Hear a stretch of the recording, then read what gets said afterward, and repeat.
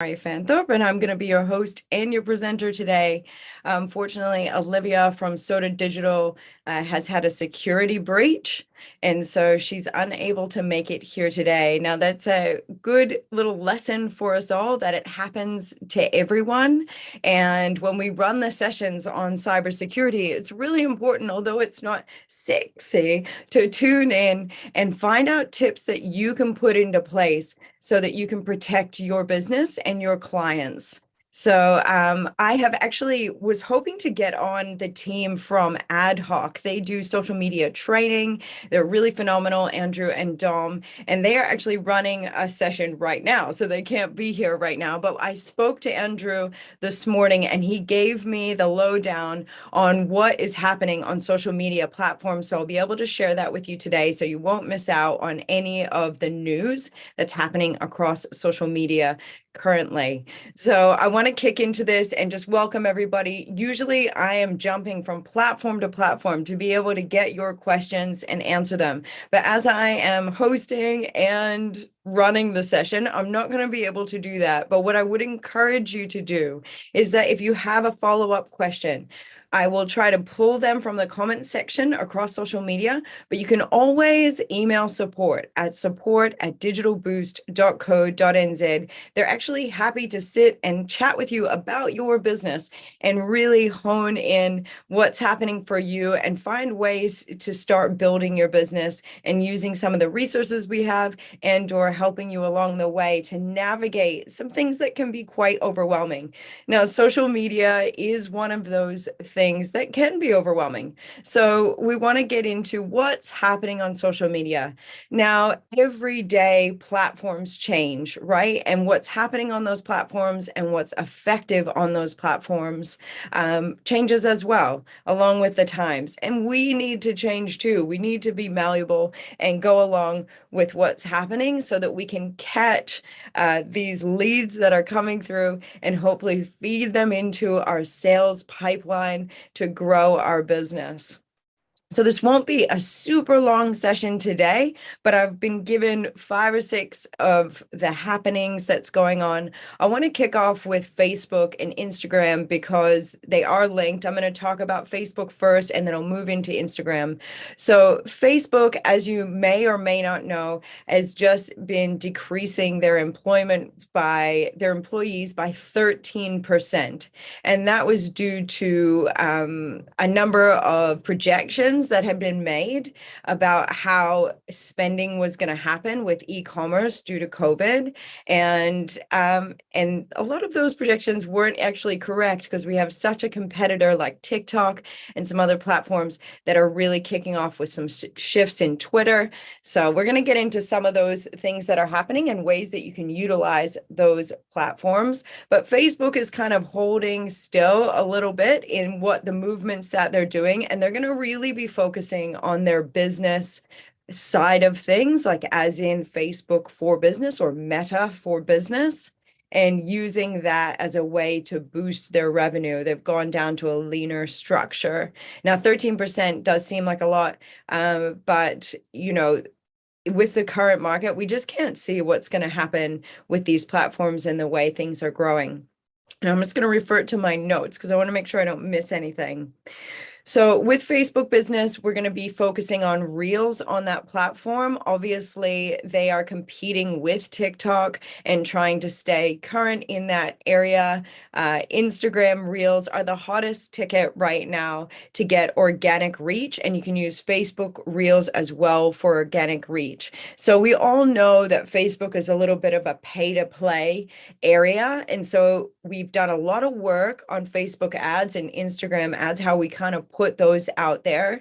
But this is a way that they've altered their algorithm to be more competitive, because obviously shareholders weren't too happy with what's happening with TikTok's rise, and their platform is essentially Reels, basically, So what they're doing is opening up the algorithm. And I can speak to my own truth that I've put out a reel. Now, I don't have many followers. I'm not doing a whole lot on there besides watching stand-up comedy, if you know what I mean, and doing a little bit of just browsing some things that I'm interested in.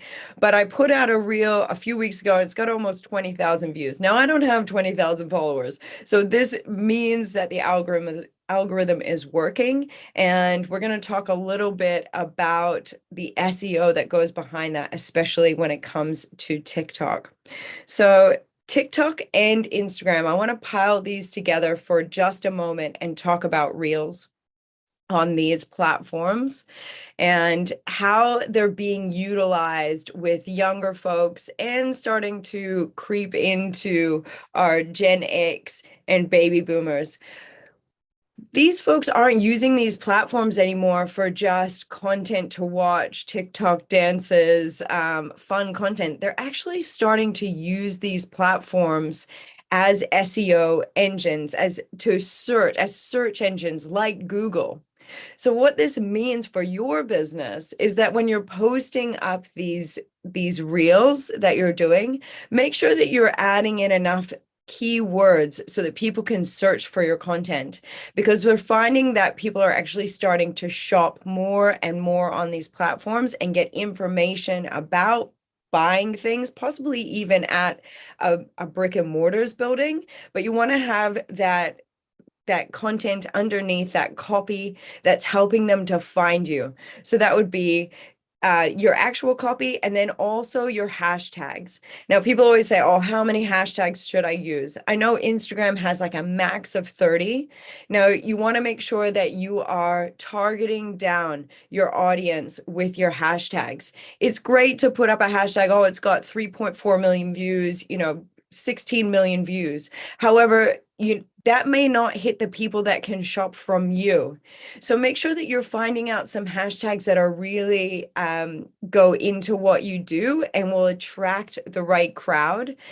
Another key thing to remember, especially on Instagram and Facebook, is there's a part of the algorithm that doesn't like it if you're constantly hashtagging the same thing. It'll start to block your posts to view by other people. So have a little bit of variety in your hashtags that you're putting out there and see what works. Go back and check the posts and the insights behind those posts and see what's really working for you. I've done a little bit of a comparison where I have posted the exact same video on TikTok and Instagram, and it's got completely different numbers behind it. So you're going to find that there's some differences between these two platforms and what content actually works. And yes, that can be a little bit more work. So that kind of pulls me into another thing that you should be considering if you're looking to post reels on these platforms and not duplicating hashtags over and over and over again. This comes into your pillars, right, guys? So we've talked a lot about planning your social media calendar and thinking about the values or the pillars in your business. So perhaps one day you're posting on an awareness piece. Maybe you make organic soaps and you use ingredients that are natural that you grow in your garden. You might be talking on one day about natural oils or the properties of plants and what they do for you. Another day might be that you're all about eco and that's what you're doing in your business. You're really conscious of that. So your next post might be about what's happening currently in the circular economy, in the sharing economy, and how that could be of interest to your audience, making sure to take what their perspective is in place. And then perhaps maybe another pillar is the fact that you're about community and shopping local. And you could do some collaborative work with somebody who's in a, so if you did organic, soaps that are with nature, maybe you are pairing up with somebody that does crystals or does, let me think of something else, massage, or something like that, and finding a way that you can work together as a team, because what that does is double your database, right? Of the people that you're pushing out to. You guys can cross tag, which creates a little bit of momentum. And maybe your final day is a sales day. So then you've got your awareness piece about what's happening with these types of oils. You've spoken to, what makes your heart sing. You've spoken to shopping local, and that's a bit of an awareness and reminder. And then maybe your last piece is all about the sale, something that you've got going on in the shop, an event or an actual sale that you're pushing out to your customers. People don't want to be sold to. Look, we all want to buy, but we don't like to be pushed into a sale. So keeping that into consideration. So these variations in posts can really help for you to be able to vary the hashtags that you're also using within those posts, and vary the SEO, the copy that you're using with the posts to try and draw new people in, so you can take advantage of that algorithm a little bit better. Now, we have another element of Instagram, and I'm going to tie this in with LinkedIn a little bit later, which is your Instagram Live. TikTok, Facebook's always had kind of a Facebook Live system. A lot of people are using Instagram Live, and it might be a cool way for you to engage with your customers, giving them some value without actually having to sell them anything, right? So we want to increase value so that they draw in, and then we've got those opportunities to sell. So one of the things that can work really well is either sharing an event, if you've got an event and putting that up on Instagram Live and allowing people to be commenting and be a part of the event online if they can't make it there in person. If you're in a service-based business, maybe service-based is a bit tricky depending on what you do, because I know we've got some people who are, clean houses. We've got some folks that clean trucks, these kind of things. But if you're in a business that does more of something that you could provide a little bit of a nugget to somebody, perhaps a live meditation, a live yoga class. Let me think for, if you're an artist, maybe some painting and you're doing it all together. That might be a really cool way to get people to engage with you and what you have to offer. And if you're product based, I would probably say that would tie into an event, because most of the time, if people want to check out what's happening there, and so they might tune in for that. And it's just another way for you to kind of get your word out. Now, I want to go on to TikTok. And so TikTok is really pushing in the retail space. So if you're in the retail space, that's going to be a really good space for you to get into. I know it's daunting. We've been doing a lot of workshops on TikTok, and I've been trying to get you as much content as possible, because it is so important these days for us to get onto this platform and have a go, because the reach is quite exponential. So TikTok is really pushing, especially in New Zealand. It's one of their newest business markets. And you're going to see a lot of TikTok here in New Zealand and getting involved in various projects. They were involved in the SME Festival, and they're tying themselves in to a lot of different projects here for small businesses, because they see the benefit that small businesses are having in other markets, and of course want to expand their reach. Now, it's still one of the only privately owned social media companies in the world. It's absolutely enormous.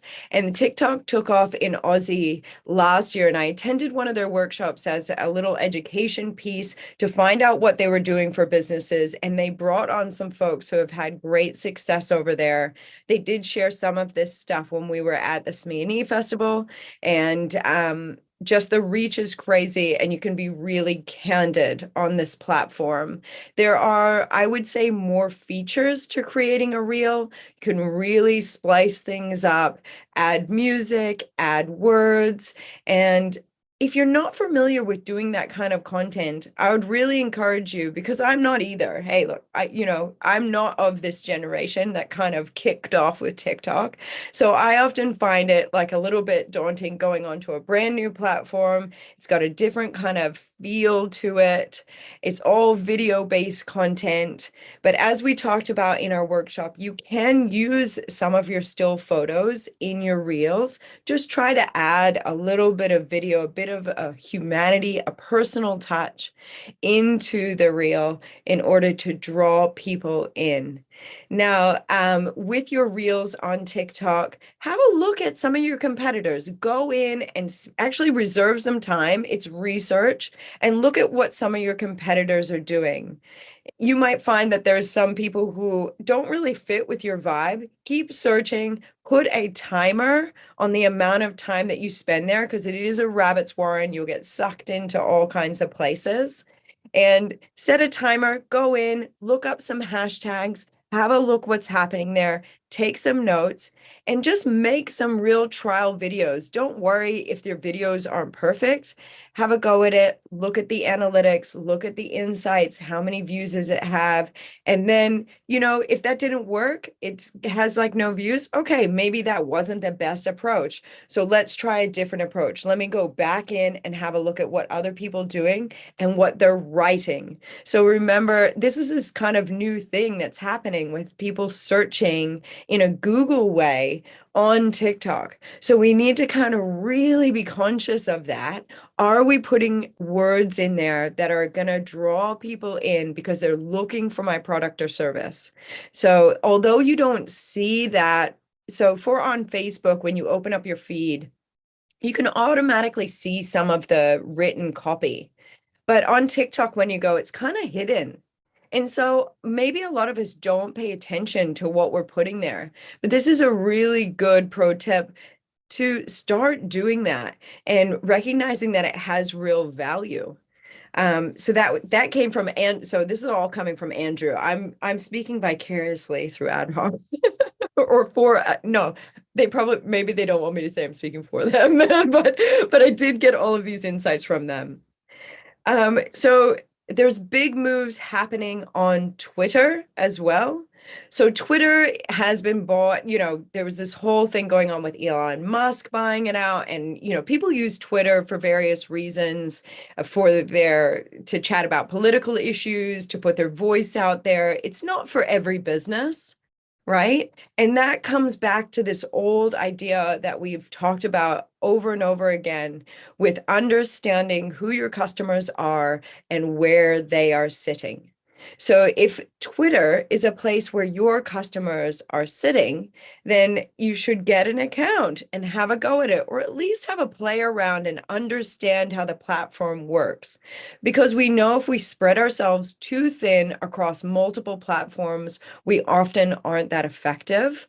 So choosing one platform to work with first and getting really good at that platform is a really good idea, and then expanding out to more platforms. So maybe if you are thinking, are my customers here? Have a look, download the app.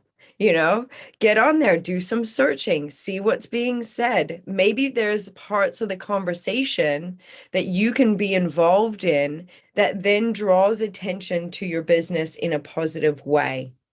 So looking at Twitter, I want to make sure that that I get my notes here. So Twitter is making big moves, and they're increasing their creators kind of aspect and paying them. So originally Twitter didn't really use a lot of influencers. Now influencers are now being called creators, or they're kind of, like I think some people are still going to call them influencers, to be honest. We're in the juxtaposition, this transition. But they're starting to pay creators to put messages out there in order to attract people into products, services, into businesses, into what's happening. So that's going to be a new move that's moving through Twitter.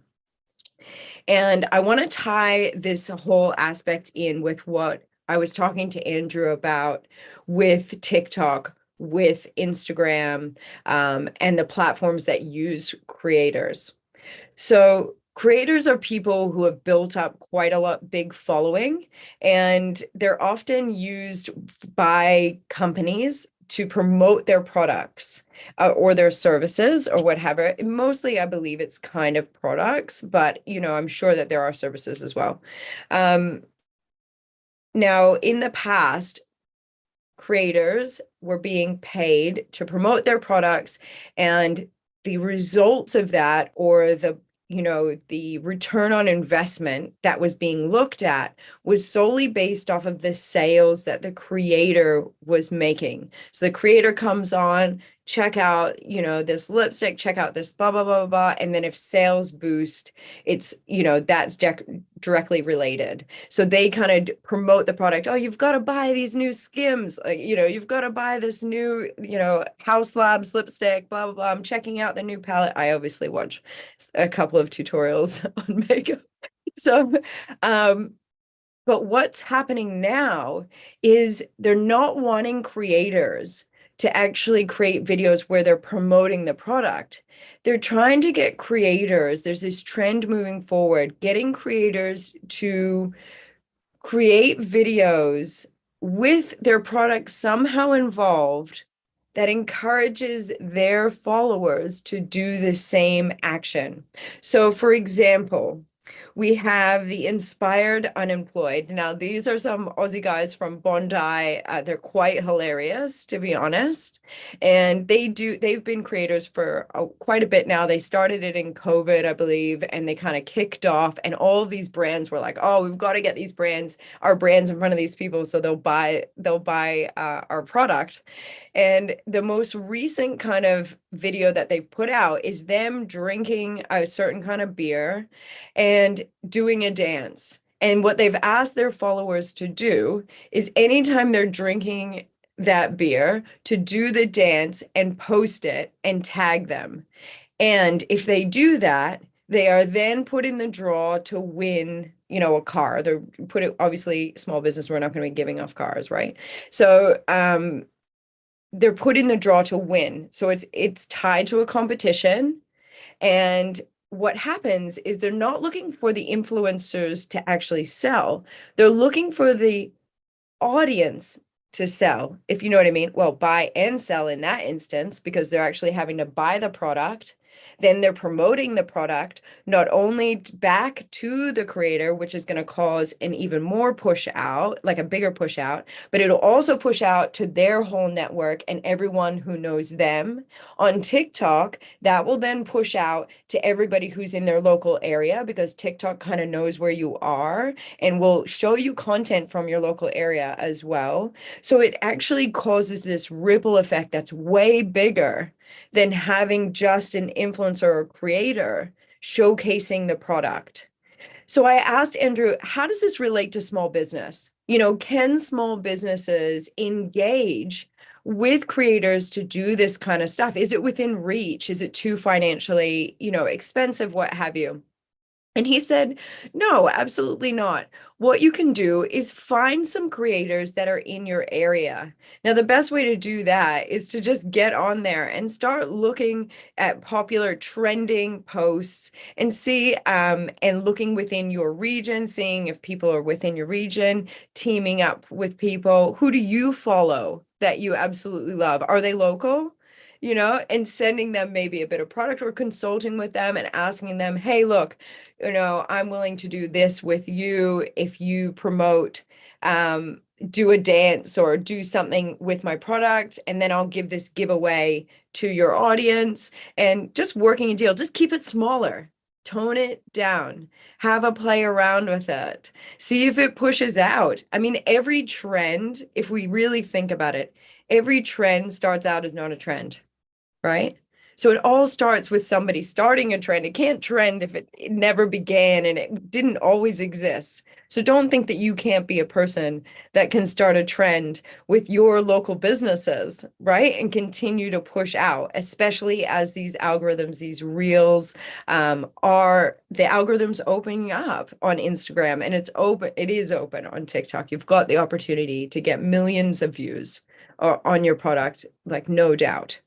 So, and that does come down to a bit of creativity And maybe that is about getting somebody else involved to help you with your creativity. Talk to your whānau, talk to your friends. What's making them laugh? What's bringing them joy?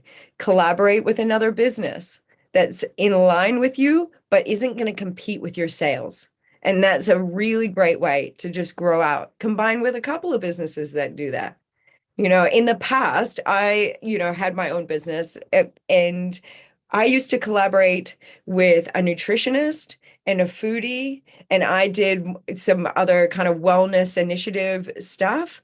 And what we would do is we would come together and throw events. And so she would talk about the nutritional value. The foodie would teach them how to cook, and we might do some mindfulness on top of that. Well, I kind of did most of the organizing, and I had the network to kind of pull everybody together. So each one of us had a role to play. None of us had to compete with each other because the services that we offered were different. And we all benefited from three or four networks, right? So it's a great way for you to expand your product base and take the pressure off of having to organize something on your own. So I mean, I can't, like push that enough. I just think small businesses trying to do it on your own is the hardest thing to do. Like get more apples in the basket, people you can trust, and, do a little trial, something that's not going to be life threatening, changing if it goes wrong, and have a go at it and put some real parameters about them working with you in place in the beginning, in writing. Right? That you're going to do such and such and such. I'm going to do this and this and this. And together, this is the end result. And this is how financially it all pans out for everybody with respect to their proportion of what they get, their portion. Okay. And now I want to go to LinkedIn. Now, LinkedIn, as many of you know, is one of my favorite platforms. I love LinkedIn because I don't see a lot of negativity on it. It's, not necessarily people eating breakfast. I get inspired by other people. I can connect with people who I am looking to connect with. So I obviously want to talk to other business owners. I want to talk to people who have big events that want me to MC, things like that. So that's my platform, and I push out maybe 2-3 posts a week. That's it.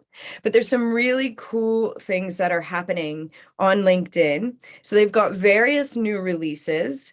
And one of the features is, so they've got LinkedIn Live. So now you can have an absolutely live event on LinkedIn, just like you can on Instagram, Facebook, TikTok. You can do live events as well. You can now do that on LinkedIn. So thinking about how that might work for your business. Additionally, they have added an audio events live feature. So this has no video. So hello, all of us who don't like video, this could be the go for you if you're a B2B or your customers are, on LinkedIn or what have you.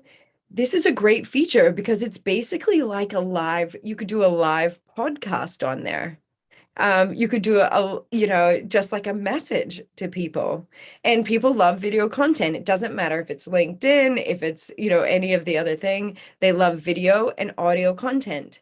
Now, one of the things about business owners is that they're often busy and need to be multitasking, so they can't be watching a video the whole time. So audio content is a great way to engage with those folks while they're doing other things and draw them into your business. I'm going to be checking this out, and I'm going to be trying this out because I've just found out about this morning, actually. So I'm going to be trying this out this week. I want to put out some kind of audio podcast myself with another with a collaborator. And I want to see what it's all about and how it works. And that's how you learn how to do things, right? It's not about being perfect at the get-go. It's about going, oh, there's a new feature. I'm going to push that button. I'm going to give it a go. And if it doesn't work, it doesn't work, right? So audio live podcasts. Now, some of you might be going, I don't know how to do a podcast. I have no idea how that would work. Now, the live feature of this would take out some of the pressure, I guess, of editing, which could be really cool because that's something that I'm not particularly good at. And I know that a lot of you may not have the time to do. So if we talk about podcasts, and I've done a number of them for Digital Boost and for Tech Futures Lab, one of the things that I think is the best thing to put in place before you do a podcast is after you reach out to the person that you're going to chat with, you've decided on your topic and how it's relevant to your business or how it's relevant to what's happening right now. Go ahead and formulate some questions. Now, I don't think podcasts could often be really long. Like sometimes you find podcasts that are 40 minutes, and I do like those podcasts, but keep it simple to get started and test your audience on whether or not they like long form content or shorter form content. And I would say with podcasts, 20 minutes would be the lowest that I would go with a podcast. And I think you'll even find it's hard to do a podcast with that. So I'm just going to give these tips and then I'm going to get into some of these questions that are coming through Zoom. Now, with a podcast, preset your questions, send those questions to the person that you're going to speak with, or if it's, it's just, let's call it LinkedIn audio. Send your questions, get them to respond to those questions in short form answer. It could be dot points. It could be, just like a couple of sentences, a paragraph, so that you know what they're going to say. Because there's nothing like talking over somebody in an audio kind of situation. And I think in some cultures, they're a little bit more okay with that and don't mind it so much. But I find, here it's really nice, especially if you're doing it for your business or you're doing it with somebody you really respect, talking over them or jumping in front of them can feel a little bit, it doesn't feel as good. And to the listener, they can tell there's some disjointedness. So my hot tip for podcasts is preset the questions, get them to pre-answer the questions. So you pretty much know what their main points are and what they're going to say. Wait for the pause and then interject. You want to make sure that after they have given some information, that you do a little bit of a summation. So you either say, oh, that's really interesting that, you said blah, blah, blah, blah, blah, or, oh, wow, I didn't know that fact about blah, blah, blah, blah, blah, blah, blah. So that you're kind of reiterating, just in case your listeners have missed it, right? And it also shows that you're an active listener. And then move on to the next question. Another tip that I would say with audio content, if you're going to be doing it regularly, sometimes it's nice to have a reoccurring question that's relevant to your business. So for example, in a lot of the sessions that I do when I interview businesses for Digital Boost and we're talking about their business, I always ask them for advice that they might have for small businesses just getting started.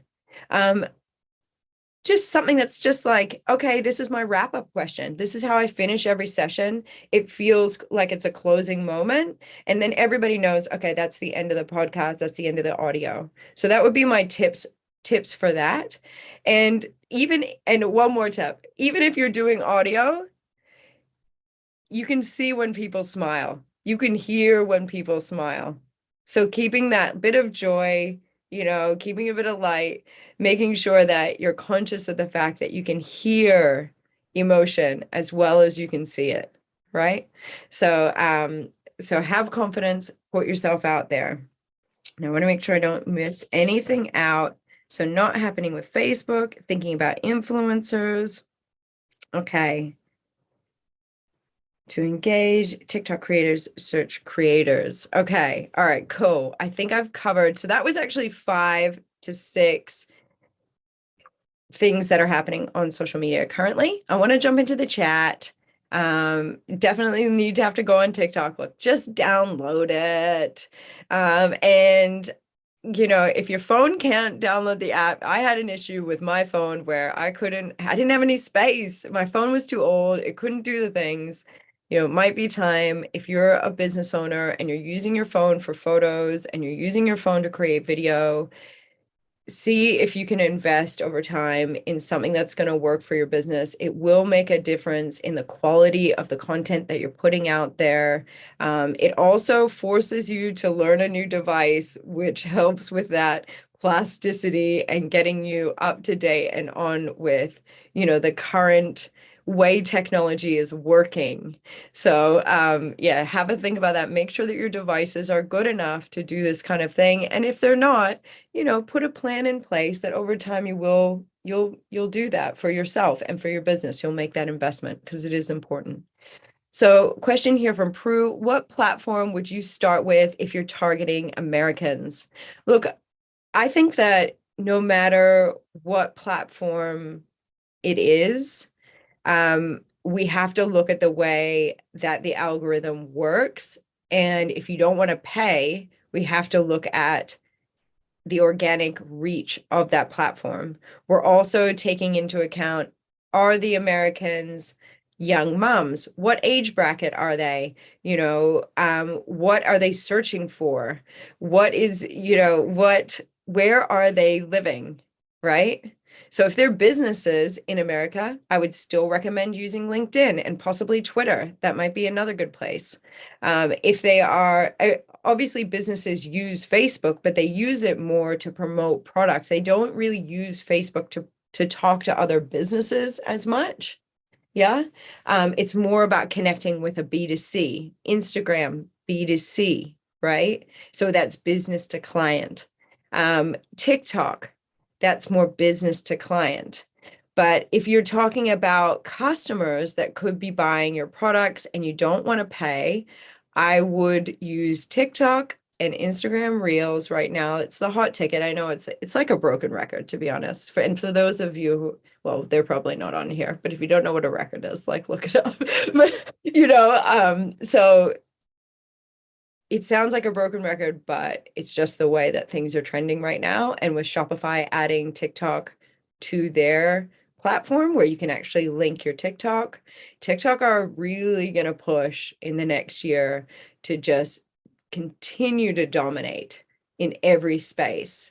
Now on TikTok, they have a creator search as well. If you did want to try to engage some creators and see what that's all about, you don't have to take their services, I personally can't even believe that creators are like, it's a job, but it's a proper job and they make millions of dollars. Forget, don't get it twisted. Like that's something you can become,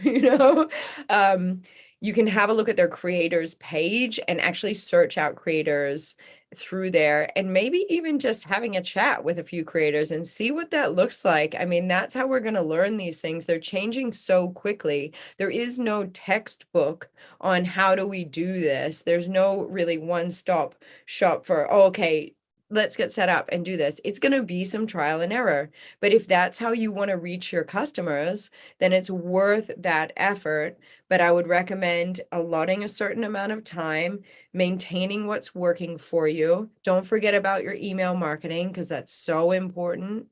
And then setting aside some time to learn some of these things. So I would still say TikTok, Instagram, unless you're talking to businesses, long short of that. If you have any other questions, please drop them in the chat. I kind of want to open up Facebook, but to be honest, it's going to take me 2 minutes where I'll have to go through all of these different things because they've changed it in order to get the live going, that it might just leave you sitting there hanging, and I don't want to do that. I want to give a big thank you to Andrew over at Adhoc and Insightful. They really came and helped me out today with this session and giving me all the information that I really needed in order to give you valuable content on the same topic that we had for today, because often it's hard to find somebody to step in. And so a big shout out to Andrew and Dom over at Adhoc. They do run courses on social media. You do have to pay for them, but if you wanted to, this was an area that you're super interested in getting more insight and you feel like you want to invest in your education in that way, then check them out. I'll just pop their website through so you can have a look. I do want to give them a big shout out because I'm really appreciative. And that might be, so that's dropped in there. I'll drop it in across the social media platforms and I'll tag them in this as a big thank you. I want to thank you guys for tuning in today to Digital Boost. And I want to remind you that our team will actually book, I don't know if you got the email, but they'll actually book sessions with you, individual sessions where you can chat with our digital experts and get individualized help for your business in all areas of your business. And if we can't help you, we will find somebody who can. We will refer you to somebody who can. But I would say that our team is that's what they do. They're digital experts and it's free, right? So you can book with them and it's free. So do it. So a real big thank you again for attending Digital Boost. On Thursday, we are going to be delving into the world of Microsoft Outlook, I believe. So if you're a Microsoft user, and you want to learn tips and tricks, look, we all use a platform every now and then, and we go in, we learn how to do what we want to do, and then we never check out the new features. We never learn about the updates because there are so many all the time on these softwares. I'm just double checking that I've given you the right the right thing. Yeah, that's right. So we're going to have Lachlan here from ACE Training. They are educators in this area. So you're welcome, guys. Kakite, yeah. And it'll be a really great workshop where you'll be able to follow along, and I'm sure that it will help you to save time. And saving time is making money, right? So we love that. All right. Kakite, everyone. This recording will go up just as a reminder. It'll be on the website platform if you want to revisit it, and on all the social media channels. I will see you guys on Thursday, and I really appreciate you and your support, and we are here to support you. So have a wonderful day, and I will see you soon. Kakite. Cool. Have a great day, guys. I hope you really get heaps out of it. It's actually stopped raining here, so I'm amazed. I'm so glad for a break in the rain. And I've got my new puppy that's so gorgeous. She's such a beautiful little being. So I'm super excited to spend some time with her in the sun at some point today. See you guys. Have a wonderful day. Kakite. Pet video soon. Yes. Yes, I will be making, you can follow my pet on TikTok. No, I haven't done that yet, but I did think about it. See you later, Dean. Thanks, Dean. Thanks, guys. Have a wonderful day. You guys really make me